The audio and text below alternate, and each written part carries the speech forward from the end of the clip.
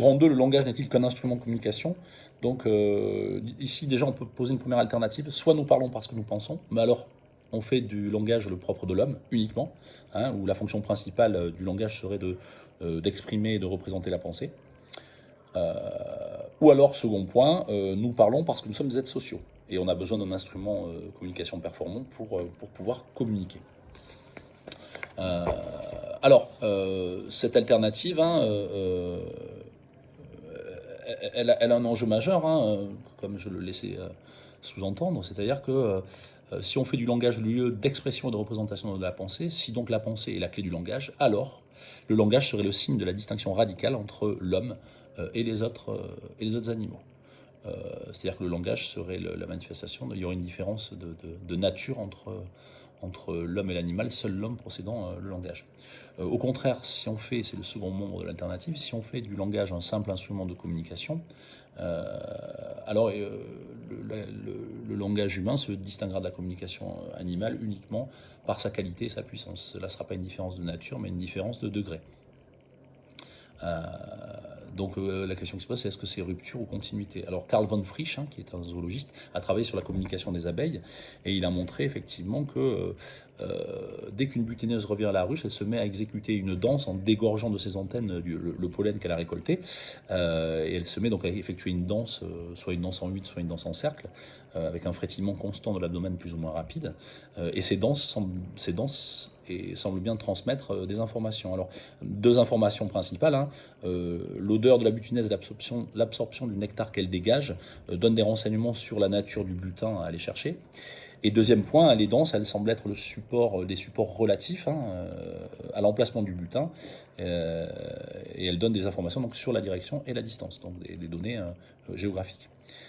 Donc ces types de renseignements sont très précis parce que celles qui reçoivent le message vont directement à l'endroit où était la butineuse. Donc il y a une forme de perfection de la communication instinctive dans ce cas-là. Mais pour autant, peut-on assimiler cela à un langage, au langage humain? Non, il y a plusieurs restrictions. Donc la première, c'est que le message des abeilles ne passe pas par l'appareil vocal, par les gestes. Alors ce qu'a constaté Von Frisch, c'est que c'est une communication qui ne se passe que la journée, lorsqu'il y a de la lumière. Donc cette limitation n'est pas connue des humains. À exception des sourds et muets, bien évidemment, mais cas de figure. Donc deuxième point, chez les abeilles, la réponse au signal n'est pas un autre signe.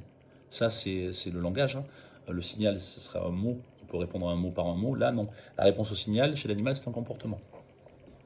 Donc là, dès qu'elle prend l'information, l'abeille part directement vers l'endroit qui a été désigné. Enfin, désigné par la transmission d'informations. Troisième point, donc le contenu du langage peut varier. Hein, il renvoie à la nature du butin à rechercher, ainsi que sur des données spatiales. Et enfin, donc, j'y reviens, ça rejoint le second point. Le quatrième point, c'est que on ne retrouve pas de dialogue chez l'animal.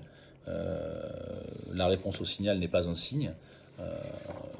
Ça, c'est le dialogue. Hein. Le dialogue se comprend comme un échange d'informations et il rend possible la formation d'un message à partir d'un autre message. Ça n'est pas le cas chez les abeilles. Hein, les abeilles vont donner des messages, l'animal va donner des messages à partir de la réalité et rarement à partir du message de leur congénère. Donc la communication des abeilles, elle va se référer à une donnée objective, quelque chose donc de donné dans la réalité extérieure, et elle ne va pas porter sur une donnée linguistique. Le linguiste manveniste dit la chose suivante, hein, l'abeille ne construit pas de message à partir de notre message. Chacune de celles qui, alertées par la danse de la butineuse, sortent et vont se nourrir à l'endroit indiqué, reproduit quand elle rentre la même information, non d'après le message premier, mais d'après la réalité qu'elle-même constatée. Si elle veut passer le message, il faut qu'elle ait vécu la chose pour la transmettre à nouveau. Alors que chez l'homme, on peut s'en transmettre message à message. On n'est pas obligé de vivre la chose pour transmettre l'information. Donc, pour autant, hein, la valeur qu'a le langage pour l'homme, elle ne se réduit pas uniquement à la communication. Elle n'est pas uniquement le moyen de transmettre des informations à l'autre et d'en recevoir. Donc, on pourrait noter que dans un premier point, hein, le langage peut manifester une dimension existentielle profonde. Et là, la référence, c'est Beckett, donc, en attendant Godot. Donc, Donc vous pouvez lire l'extrait dans le cours que je vous ai donné, hein, qui illustre le fait que face à une réalité vide, la parole peut certes ne rien signifier, on peut ne parler de rien, au sens où elle peut ne pas apporter d'informations essentielles et se contenter d'un simple constat banal, comme lorsqu'on parle de la pluie et du mauvais temps, hein, mais elle est tout de même l'expression d'une forme de résistance contre le caractère oppressant du silence et du néant, et elle est le signe de la présence et de la mise en relation avec l'autre, qui va venir peupler ma réalité, la remplir. Et certes, nous pouvons parler pour ne rien dire, mais parler, c'est déjà dire, et beaucoup dire. C'est dire sa présence, et c'est comprendre que nous ne sommes pas seuls dans cet univers potentiellement hostile et effrayant.